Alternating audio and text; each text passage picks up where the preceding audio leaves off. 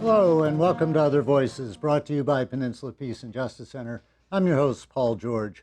On this month's edition of Other Voices, we're going to take a look at the world's largest trade agreement, the Trans-Pacific Partnership, or TPP, or as some people, like us, have been referring to it, the Trans-Pacific Plutocracy.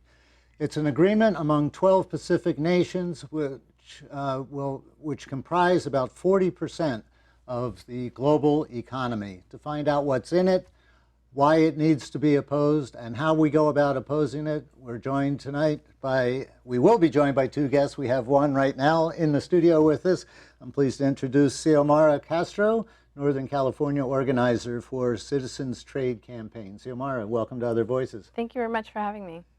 Before we get into TPP and all its various ins and outs, and it's rather complex, so we're going to have quite a conversation. Yeah. Tell us a little bit about Citizens Trade Campaign. You've been around since long before TPP. And, yes. Yeah. It's not the only trade issue that you deal with, but give us the 60-second intro to Citizens Trade. Correct. So CTC is a national organization. We're based of coalition. So we work with unions, environmental groups, citizens groups, faith leaders, students, and all kinds of groups who are interested in creating just and sustainable trade. There's 100 or 200 groups in this, aren't there? Yes, I forget there from are. Your website now. Yeah. So many different groups across the country. It's an impressive list. And as we'll get into the trade deal, you know, often now trade deals are a lot more than about just trade. And so many issues that people care about are wrapped up into these deals, and that's why we're on such a coalition basis and trying to get, you know, all of those voices and the movements of movements, if you will, together on these things. Yeah, the breadth of the coalitions coming together around this kind of indicate how extensive the so-called trade agreement is. Yeah. And this is what we're going to find out, is it's not just about trade and tariffs, what we used to think of as trade deals. Yeah, absolutely. I do want to ask, I was going to ask Robert in particular, but since he's not here yet, I'll ask him when he comes on. But he was on our program about 6 months ago before it was signed. And at the time, it looked like it may not be signed. Right. And he was thinking that maybe it wouldn't. I made a little bet with him that it would be because it was so important to the corporations. Were you surprised at all that it did end up getting signed? Because it was, you know, it looked like it was teetering on the edge. And what do you think made it acceptable that it finally got signed in the end? Well, one of the things is that really President Obama is very much inclined to have this trade deal happen under his watch. So there was incredible amounts of pressure from the executive branch, from the president, and from the U.S. trade representatives and the ambassador to really get this thing done. And you know, some people might be saying, even after it's signed, we still have a whole stage, right, that we're in right now that we can fight it. And some people might be inclined to say, oh, well, it won't happen, and you know, during lame duck presidency, it won't happen. We can wait on it a little while. But the truth is that he is very inclined to have it happen. He said it more than once, you know, about really wanting it to go through. So I think that is one of the major pushes for why it went through. What's your take, and other people with the Citizens Trade Campaign, on why Obama wants this so much? You know, I really can't answer that question. You know, I think all Democratic presidents have had trade deals happen during their time. You know, we had NAFTA with Clinton. Bill Clinton, yeah. Yeah, and so they really see this as a legacy issue. Although Clinton, you know, has come out and even Hillary Clinton has said that, they regret that happened, that NAFTA went through, taking into account all of the impacts and the job losses and the effects to the environment. We still see that, Democratic presidents want, that's one of their main platforms when they get into the presidency, is having trade deals go through. Yeah, it's always been a hard one for a lot of people to Yeah. understand. Yeah. Yeah. So, well, let's get started on some of the elements. There's a lot of Sure. major areas. What I'd like to do is kind of talk about what's in it. I want to get back to the question what's going to happen in Congress, because that's a very muddled situation, Yeah. and talk about that. And then get into the grassroots campaigns, not only here in the U.S. and not only here on the Peninsula, but around the world. So that's kind of the layout for the program. So I'll let you start it off. What are some of the major elements that we need to know about that are of particular concern? Yeah. Well, particularly now, so you may have remembered from your past show, you talked about how the trade deal was negotiated in secret. Right. So over 5 years, many negotiation rounds happening all over the world, all in secret.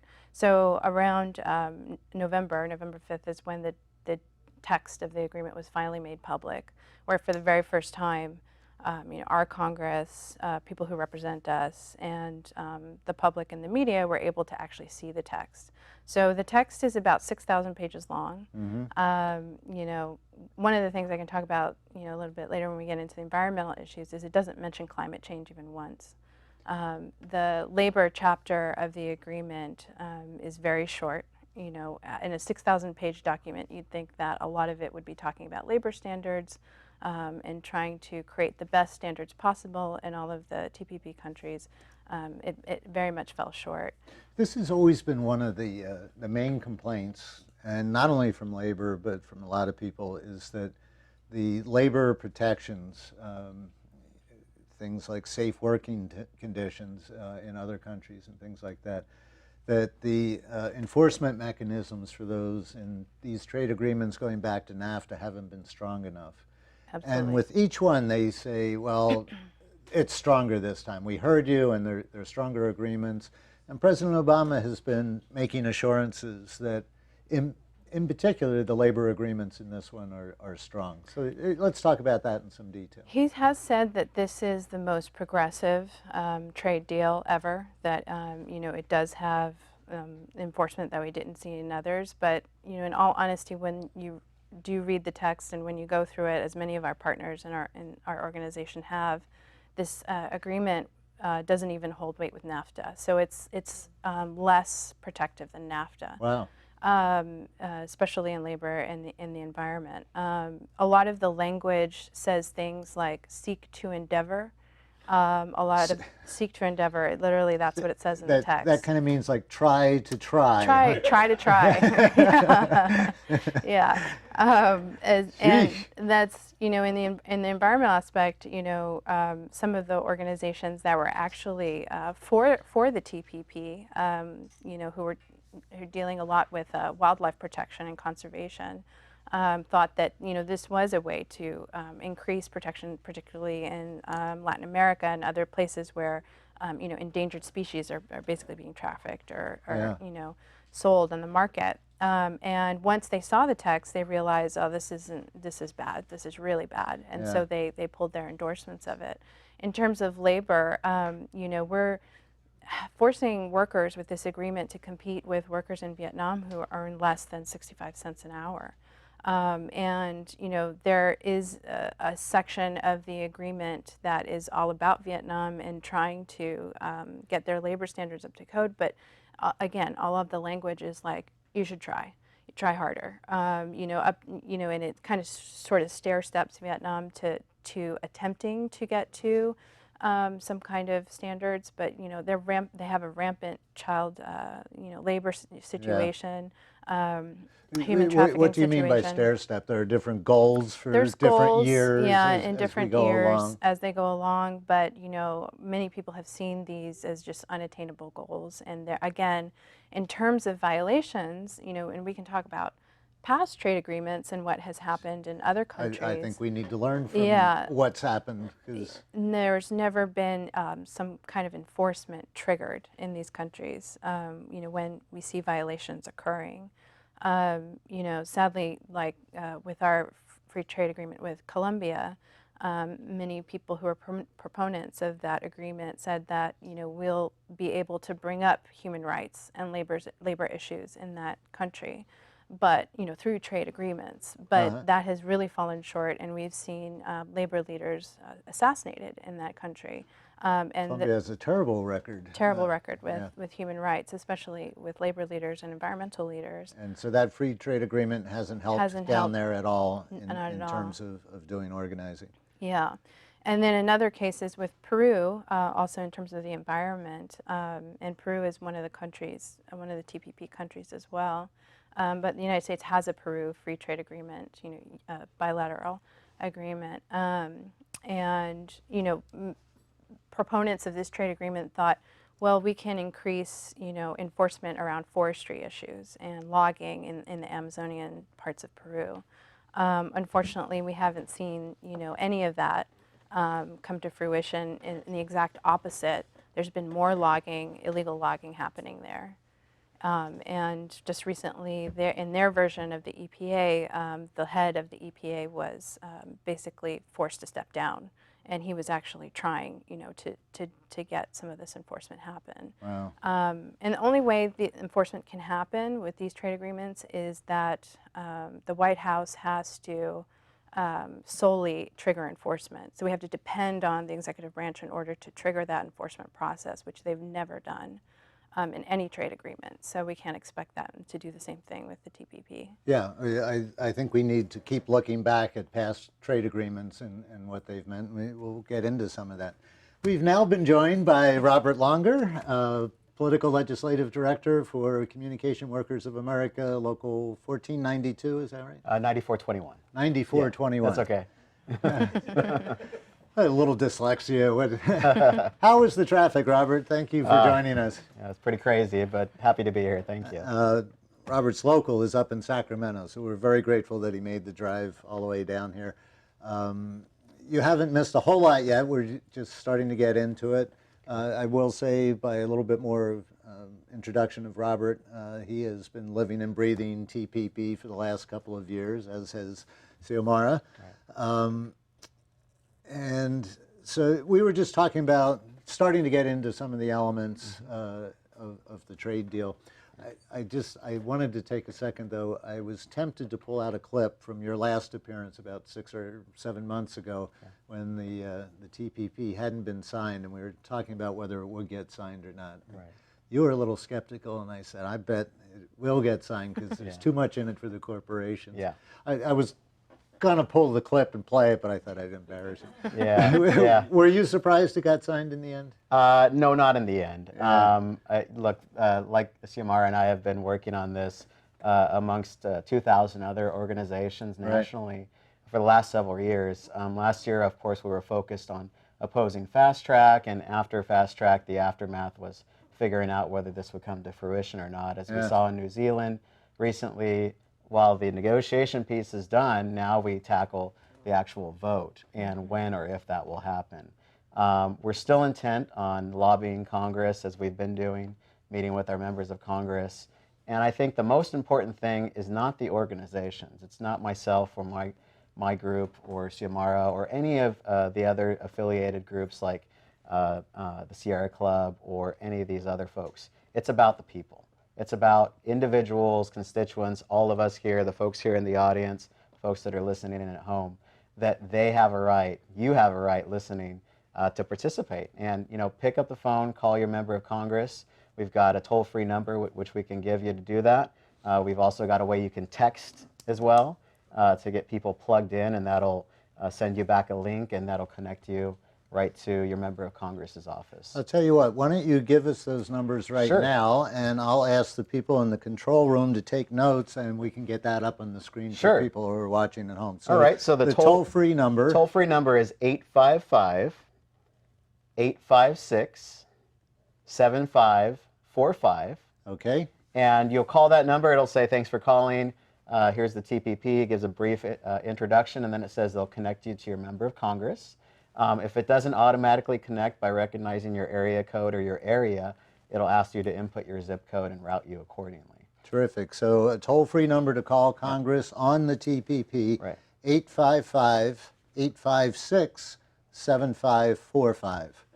And we've also got a way folks can text for a lot of the millennials and other folks who like to text. You can text TPP to 235-246. Again, that's TPP to 235-246. Okay. Well, we'll get the toll-free number up there, and we'll spread the text around through our email.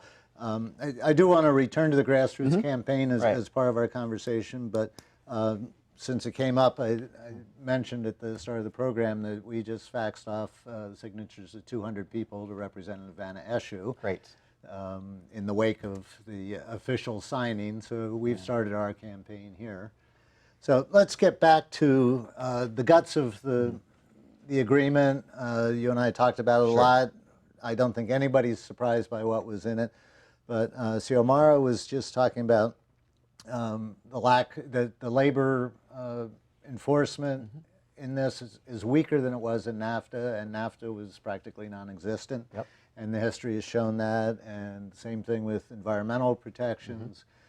One of the reasons is that nobody from labor or from environmental groups or from climate change groups were at the table, right? That's exactly correct. In fact, as we've discussed before, over 600 corporate advisors, corporate attorneys, and heads of the Fortune 500 companies were at the negotiating table with the United States Trade Representative and their staff, but not a single person from labor or from the environmental movement or trade advocacy groups were allowed to be party to those negotiations and any of the successive rounds, and there were several dozen rounds of negotiation over many years. And that's a problem fundamentally, number one, because it blocks out our ability for any kind of advocacy directly inputting into the negotiated trade deal. And now what we're dealing with is a fully negotiated trade pact which cannot be added to substantively in terms of the actual agreement itself. The best that they could do is to try to enact some kind of side agreements like we've done with NAFTA. But what we've seen with that is those side agreements don't work out. In fact, we often get the short end of the stick. So these side agreements would be country by country. You wouldn't get all 12 to sign on again to a... You know, it's hard to say, but that's one possibility. What we've seen is, you know, it's a lot of benefits for corporations. For example, they have the ability to sue, and we talked about this before. I do want to talk about that because that's a key Definitely. part. Let's get to that in just a sec. This question of being at the table, Xiomara, you're with a very broad-based coalition. That's right. I'm sure Citizens Trade Campaign tried to get seats at the table. Yeah, well, we don't, you know, usually during the negotiating rounds, we're the ones locked out, so we're the ones outside. Out in the streets with the signs, yeah. Yeah, absolutely. But did you make anybody or any members of your yeah, we formal tries? And I just wonder what kind of response you got. I mean, we just get roadblocks the whole way through, you know, like the system of the negotiating, pretty much like Robert mentioned, is rigged. So, you know, you can only have a seat at the table if you're one of these corporate advisors, if you are part of the U.S. Trade Representative Office or the ambassador, or working with one of these countries, you know, in the government of these countries. So those are the only folks that are allowed at the table. You know, actually during the fast track fight, there were some representatives who, you know, wanted us to be able to hear from the U.S. Trade Representative, you know, directly. So they worked hard to get them to visit, you know, in district and get certain labor and environmental groups at the table to be able to ask questions. You know, and I'm very grateful to, you know, some of the representatives like Representative Mike Thompson up in the Northern California, like Napa, Solano area. He voted against fast track, and he also got Michael Froman, our U.S. Trade ambassador, to come, you know, in district and talk to labor and environment. Not everyone was allowed at the table, but you know, some of us were. That was, and it was an interesting exercise to hear like how our questions got responded to or not responded to. Yeah. But that's as close as we got. Yeah. Yeah, and this was Kinda after after years the and fact. years. Yeah, after Yeah, negotiating. yeah. Yeah. Okay, let's get into one of the worst things in this and virtually all trade agreements is what's called investor-state dispute resolution. And we did talk about it 6 months ago or so when you're on here, but I think it's a really critical thing to keep going back to for people to understand. So they have it, if nothing else, so they have it fresh in their minds as we take on this struggle with Congress to get them to do the right thing. So Sure. whoever wants to get started on that. Why don't you Sure. go ahead, Robert? Okay, well, the ISDS, we've already seen this play out. It's basically a way to circumvent our judicial system at the local, state, and federal level. It's essentially an extrajudicial process whereby a tribunal or panel of appointed attorneys make up decisions on cases brought by corporations, private corporations, whether they be multinational or otherwise. Who does the appointing? Good question. That is constituted of member countries, probably the U.S. Trade Representative's Office by way of the administration for the United States. They would determine through this panel whether they can litigate claims brought by the parties. There's several examples of this, and this has been going on for years under other trade deals like NAFTA. The most recent of which is for the Keystone XL pipeline. So what happened is TransCanada was intent on building this pipeline through the continental U.S. down to the Gulf of Mexico. When that was not followed through, and when President Obama ultimately came through for the American people and the environment, TransCanada sought to get their profit, future projected profit, out through the ISDS process. What I mean by that is they said, hey, we projected we were going to make at least $15 billion by way of this pipeline, probably much more than that. And so they sued the United States government, a sovereign entity, a sovereign state, through this process that's party to the World Trade Organization and echoes back to side agreements in NAFTA. Now, how can they do this, right? They're a private corporation, TransCanada, suing a sovereign country, the United States of America. They can do it because it's legal through these processes like the ISDS. What that does is it takes it out of federal court, and it allows a private panel of appointees, attorneys, ex officios, et cetera, to litigate this case and circumvent our total judicial system. Now, is that right? I don't think so. Yeah. We don't think so. No. Just to talk a little bit more about the Keystone XL pipeline case, because I think this case is hugely significant. I mean, it's just exactly the kind of thing that we're going to see under the TPP if it goes through. The Keystone case was a huge environmental win, for the movement. It was a huge democratic win because it was small communities from Alberta to the Gulf, that started this movement of bringing to light how they would be impacted by this massive pipeline that was basically going to equal the amount of greenhouse emissions that the entire United States produces in 1 year. It was going to increase by that much. Native communities, ranchers, farmers, everyone came together and they made this an international movement. And for 5 years, they were fighting to, be heard by the administration. And President Obama listened, so that's why it's a democratic win. It's the way our democracy should work, responsive to what constituents and what people want. Yeah, but that now actually happens once in a while. Yeah, it happens once in a while, and it was a huge win. Yes, it was. But now we're having to pay for it. TransCanada says, "Oh, you can't get away with it that easily." They can actually take the power away from a presidential, response or a presidential vote, and take that power away, put it back into the hands of multinational corporations. Now, they've sued. That doesn't mean they're going to win automatically. And I'll put the question this way. I not too long ago got an email from one of our members, and she had been talking at one of the groups at her church about TPP, and in fact, about the Keystone XL lawsuit that had been brought. And someone challenged her with the question, well, they can bring these suits, but they're not really going to go up against the power of the United States. You know, they'd never do business here again. They won't win. It's just symbolic. And I know the answer because I researched it and sent her some stuff to propose. But tell people, I think maybe that's something we're going to hear, is that this isn't such a threat, these investor-state dispute systems. Sure, the administration is certainly making the case and claiming that, and touting that the United States has never lost a case in these instances. Well, what they failed to say is that in limited trade agreements, that may be the case with other countries that don't have, let's say, equal standing on the world stage with the United States. Countries like Colombia or South Korea or other negotiated trade pacts.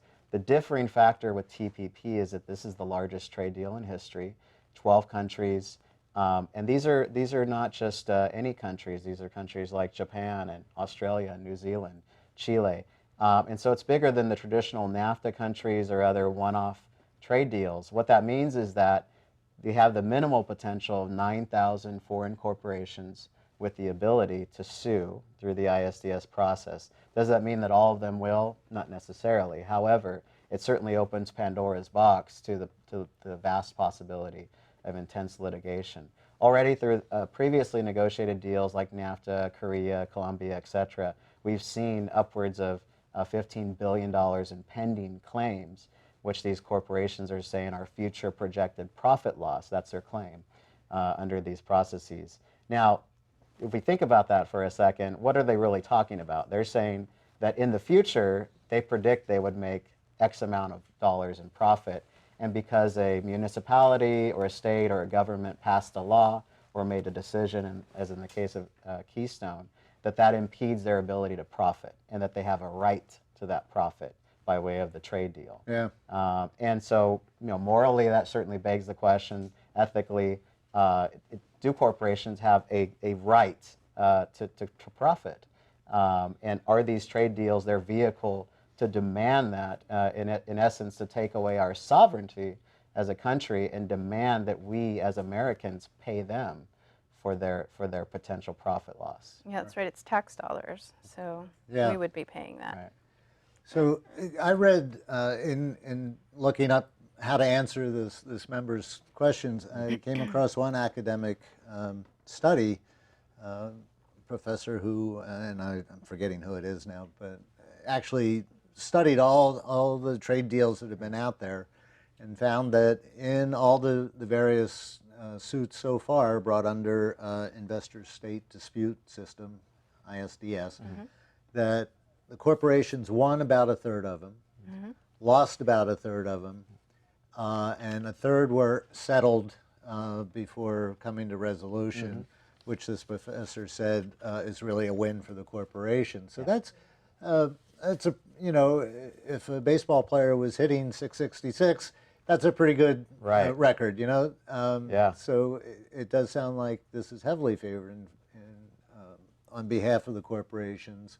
And as you pointed out, it's a legal system that's completely separated from any country's legal system, not just ours. Yeah. Sure, and we've seen recently through the attack of the COOL Act, which is a country of origin labeling requirement for our meat in this country. What happened is that countries like Mexico and Canada said, hey, we want to have access to the American market to sell our beef to the American consumer, which is, they have a right to do. However, what they did say is that we have an unfair advantage because if a consumer goes into a grocery store in the United States and sees the label that says, American beef, Midwest beef, they're probably going to buy that as opposed to a package label that said Mexico or Canada, just because they know where it's coming from. So our Congress was basically forced to repeal the COOL Act, to take away country of origin labeling. And that's a direct result of a pre-ISDS decision. In other words, they went through the WTO, made a claim, was able to basically say, look, either you take it away or we're going to sue you, and we're going to get our way. In effect, forced Congress to repeal that, and they did. Yep. Our representatives voted on that. Not a So lot of press. just the threat of one of these suits Just the can, threat of Sure. that. can Yeah. have Right. impact. A lot of people call this a chilling effect, right? Yeah. So just the threat of having to go through that litigation will, especially if the TPP passes, you know, a lot of, especially on the local level, you know, there's a lot of policy, sane and safe policy that local people are working on. You know, this could be fracking bans that are Right. happening within California across the country. You know, under the threat of an ISDS suit, you know, policymakers will roll back on their, you know, having to go through with these things and supporting them because of the threat of a lot of these suits. Let's hit a couple more highlights or lowlights. I'm not sure what to call it, but one of the things that seems to be of great concern, in addition to the lack of labor protections and environmental protections, and as you mentioned at the outset of the show, not a word about climate change in the 6,000 pages. The question over what it does with patents and especially with medicines and pharmaceuticals. Can you explain that for our listeners? Sure. Yeah, so you know, big pharmaceutical companies were at that table, helping to negotiate this trade deal. So they, you know, helped write the rules on it, and what they were particularly looking for was an extension on their patents for their medications. So they wanted an extension to what they already had. Now, this is particularly going to it's going to drive our medicine costs up, you know, a great deal. But is particularly dangerous for developing nations who, you know, really depend on generics for life-saving, you know, medicines, whether it's malaria or other, you know, diseases of that nature. And so they will have less access to these generics because it's going to take longer for them to hit the market and be accessible. So and we're already paying more than just about anybody else on the planet for medicines. Definitely, and that's why you see organizations like Doctors Without Borders who have come out against this. One of the several thousand that we mentioned organizations that are opposed to this. Now, why would these organizations that work in all of these TPP member countries come out opposed to this? Well, they see it on the ground. They see that literally this is a life or death situation. If you cut off somebody's access to HIV or AIDS medication or malarial medication, basic things like that, which are not really that basic. If you think about it, it is a life or death situation. Certainly, they're not over-exaggerating. These are medical professionals, and so they see it out in the field every day. This could mean the difference between somebody living or dying. Yeah. Let's get into the political arena. It has to be approved by Congress. Does it need a supermajority or anything, or a simple majority vote, right? simple majority, yeah. Simple majority, yeah. Now, there's a lot of talk about when they're going to consider it. Mitch McConnell has sworn that it's not going to come up before the elections, and it'll be considered by the lame duck Congress. Give us a little of your insider handicapping on. Sure. Just recently, Speaker Paul Ryan, came out, made some comments in the press about not having support for this, at least in the House, and as you mentioned, McConnell as well in the Senate. And that's really a statement that is reflected on both sides, certainly within the Republican majority in the House and also within the Democratic minority in the House as well. Keep in mind, 160 Democrats in the House opposed Trade Promotion Authority or Fast Track. And as many, and in fact more as these days and months go on, are coming out against the actual negotiated trade deal as well. Now, why is that? Well, we've had a chance to actually read the trade deal now. It was released in November, finally, after years of us asking, begging, demanding for that to be the case. Even members of Congress, hadn't read it fully, as they've told us personally. Yeah. And so now we've had the ability to go over the 6,000 pages of the TPP, all the various chapters. Or some poor staffer Right, who's gotten to do it. Certainly a lot of heavy reading. Yeah. But, to boil it down and look at what's really in there, we talked about the environment and labor. Not once in the TPP are the words human rights mentioned, as an example. Climate change. I mean, if this is such a progressive trade deal, which is what the administration's own words are, this is the most progressive trade deal in history. That's not the case. It's an outright lie. To say that it's the most progressive trade deal and then have the Congressional Progressive Caucus come out and oppose this because they are the true progressives in terms of leadership, that speaks volumes about the lack of progressiveness in any aspect of this trade deal. But what is going on in Congress? The past trade deals have usually been passed with majority Republican support and enough Democrats to getting arm twisted by a Democratic White House to get them done. This time, nobody wants to get near this until after the elections, and I suspect all these Republicans who are saying, oh, this is a bad deal, the day after the elections will be happy to be voting for it, along with enough Democrats to get it passed. Why are the Republicans so recalcitrant? This is their kind of bill, isn't it? Normally? Yeah, good question. Traditionally, that has been the case, as well as a lot of the blue dog, middle of the road Democrats as well, right? To be fair, this is certainly not a partisan issue. But because, of course, it's an election year, a lot of people want to kick the ball down the road after the election and deal with it potentially in the lame duck session of Congress. However, a lot of folks, after having actually analyzed this, members of Congress, their staff, and certainly all of our allied organizations, have come to the realization, whether you be Republican or Democrat or otherwise, that this is just a bad deal. You can't. What did Sarah Palin say? Put lipstick on a pig. I mean, you can't make this pretty. There's no aspect of this that's progressive. In fact, there's been no less than 3 studies and several others pending recently that have talked about this trade deal and done some analyses. The World Bank, Tufts University, and the Peterson Institute, and all of those have basically, in a net summary, said that there's not really any net GDP growth, not really any substantive job growth either. That some of the predictions are about 448,000 jobs. Well, it almost sounds to me like you're saying this doesn't have a chance in Congress. Is that what you're saying?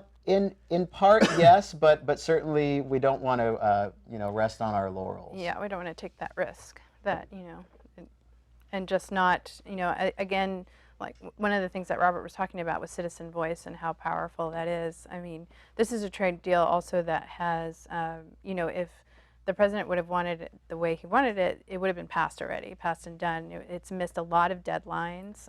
It's missed a lot of negotiating rounds, and part of that has been because of our movements, speaking out and getting in front of our members. So we definitely don't want to just say, oh, well, it's such a mess that they won't pass it at all, and just be non-aggressive about it. Yeah, my own feeling is that the equation flips after the election, and there's a lame duck Congress in there, and Obama is leaving office. A lot of people in Congress that would like to see the door hit him on the way out, but they don't want to give him anything. But it's such a typical thing that the Republicans would go after. I can't see them passing up this opportunity. It just means our fight back.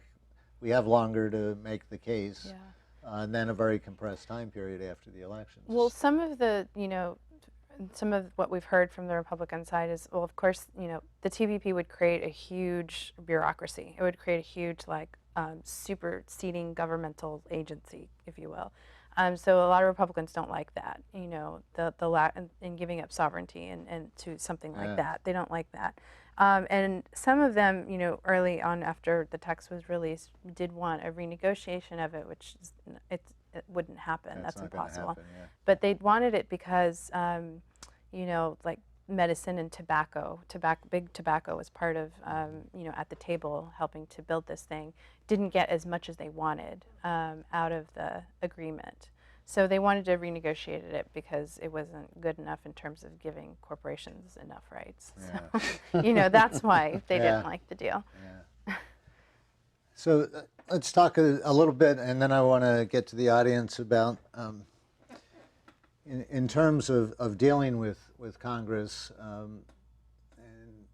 And I know neither of you are in this district, but we always have kind of a special case here with our own representative, Anna Eshu, who has a very good record, but she has voted for trade deals in the past. She did vote against fast track, but in town halls she was reminding people that she has supported trade deals in the past, and that's because she has a split constituency. She has us as constituents, and she has the largest tech corporations in the world in her district. What do these tech corporations get out of this that would compel her to want to support it? What do we need to understand about? Sure.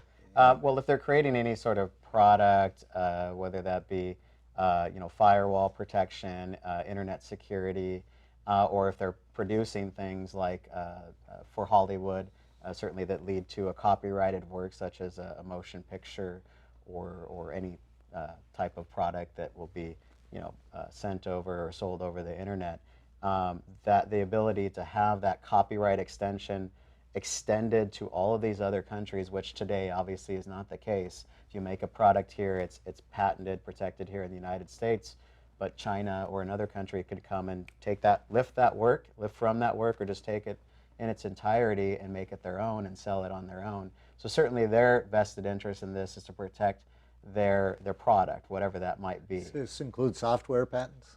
Sure, it could include anything. And if you look at some of the language in the TPP, some of that is pretty loosey-goosey. So you have folks like the Electronic Frontier Foundation who are opposed to this on the basis this goes too far. It in fact advances these corporations' rights way too far. And on the scales of, on the other side, as consumers who are consuming this content, what rights do we have to that, right? Every time you go and log on your computer, or even on your smartphone, your IP address and all of your personal data is potentially available to all these corporations or hackers to use. They get protections, why don't we? Good question, but I think we know the answer. Right.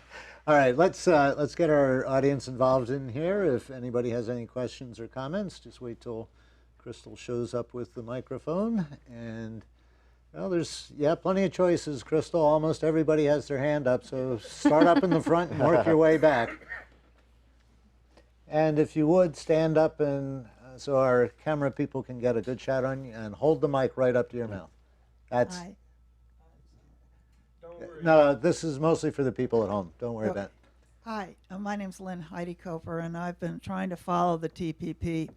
I work for Healthcare for All that wrote the single payer bill, and Margaret Flowers, who is running for Senate in Maryland, actually demonstrated outside of this building where the 600 people were meeting in secret.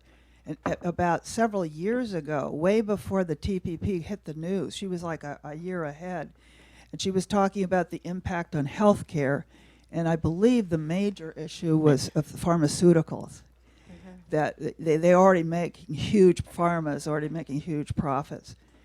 The question I have is, I understand, I was on a town hall call with Anna and said she hadn't seen the TPP yet, this is last year, and they were finally allowed to read it.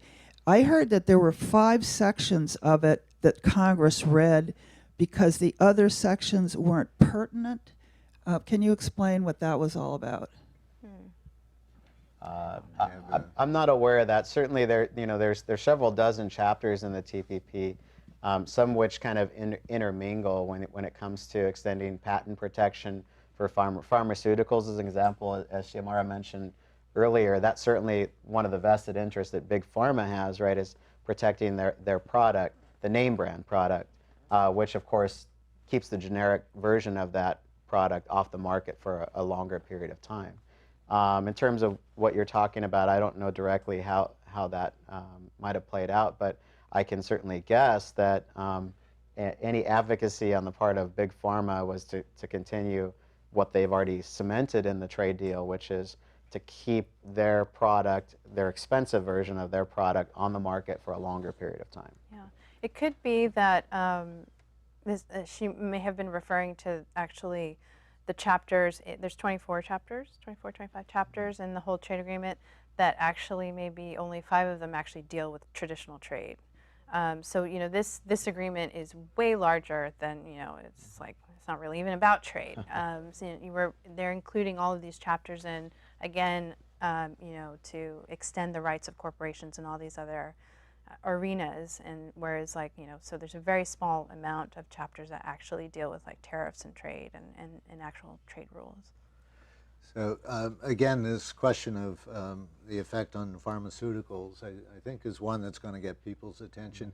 I actually had a clip that I was hoping to roll in, but I don't think we're going to have time since we have a lot of questions here, showing 2 cancer patients getting arrested in a civil disobedience action against TPP. Right. But I'll link to that on our website and put that out with some of that.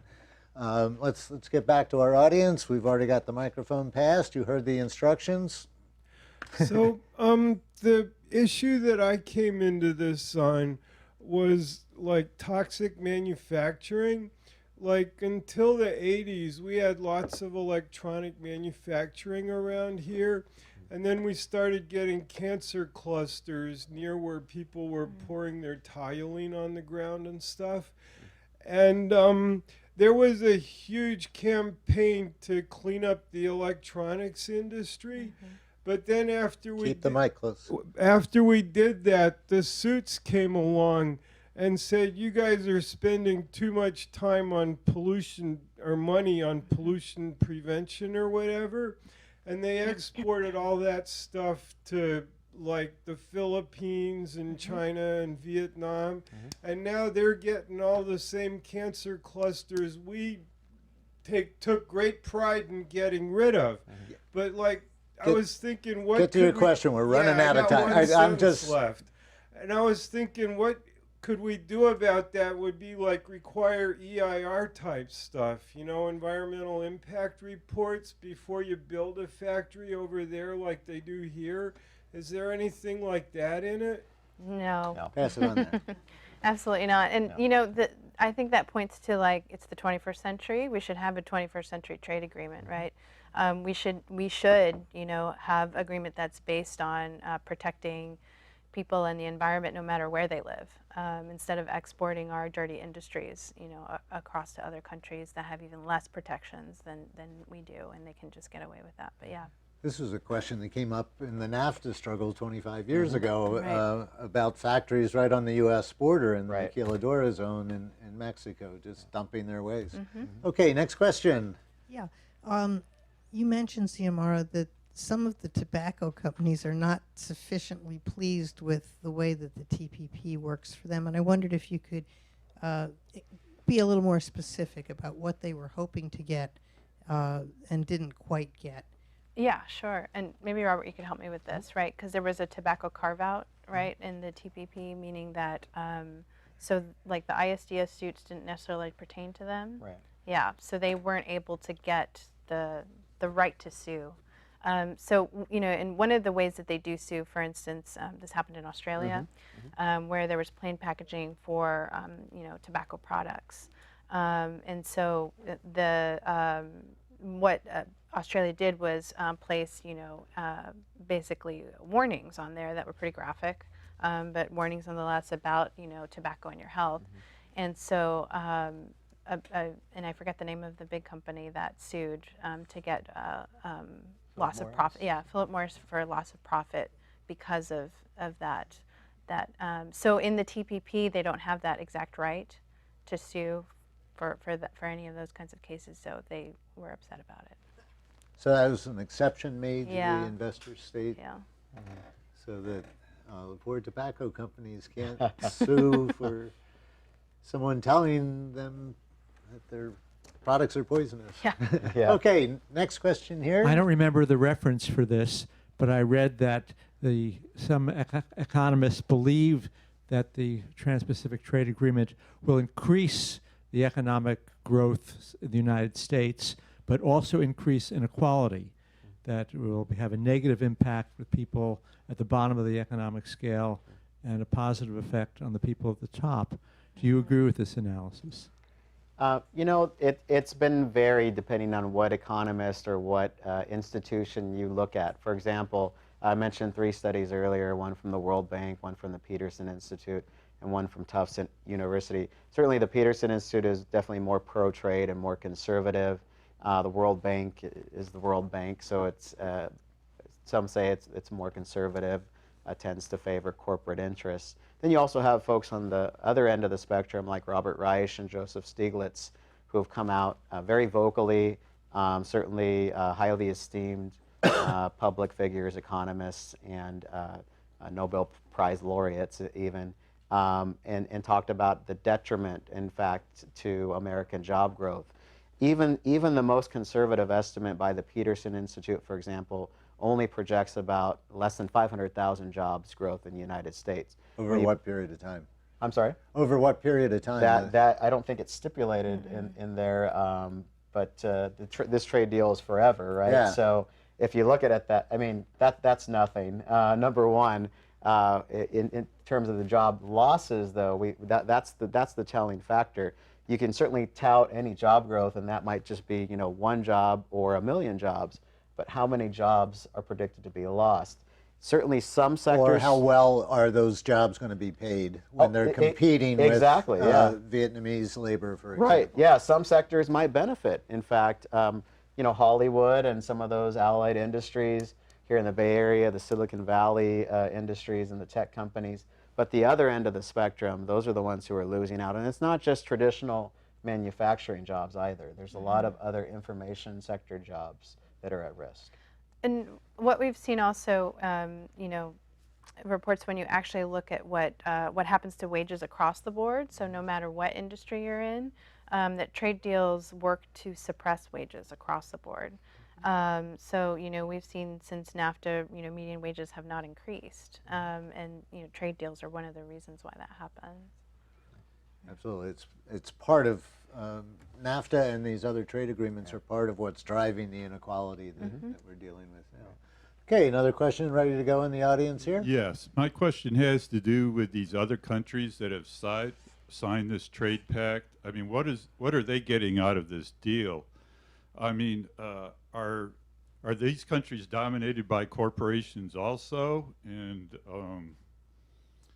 I want to understand more what their motivation is for signing this trade pact. Good question. It's a great question. Certainly the proponents of this, as we've explained, are the corporations, the multinational corporations, using the governments as essentially a proxy.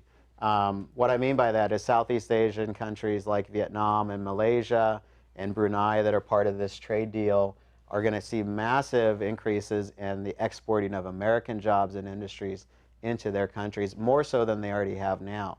Vietnam is known for a lot of things, child labor being one of them, but certainly in the seafood industry, farming shrimp, there's a well-documented history of toxic shrimp and these things in cesspools and whatnot. You're going to see an increase of those types of activities, and so their benefit is bottom line. So they can say, we're going to create a lot of new jobs. Certainly they can. You know, look, let's put it into real perspective here. The average minimum wage in Vietnam is 65 cents an hour with no labor protections, no benefits. We can't compete with 65 cents an hour. Yeah. Flat out. Yeah. Any more questions in the audience here? Okay, can we just pass it back up to Lynn in the front here.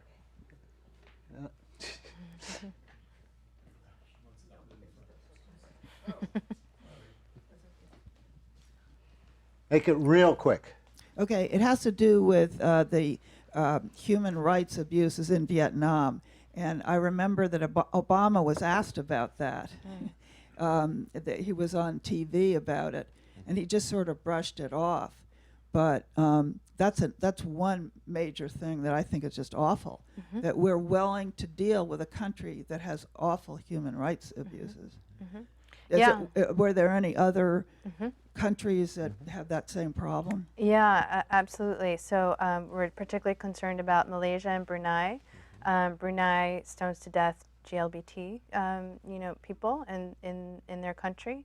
Malaysia it was a really big deal actually before Fast Track was being passed. There's a trafficking in humans report that Congress puts out yearly, and this basically gives each country a human rights trafficking standing from 1 to 3, 3 being the worst, where the government is complicit. They're actually officials are part of making human trafficking happening, gaining profit from it, and in Malaysia, there were a couple, camps found in the jungles there of people from all over Southeast Asia being trafficked through there.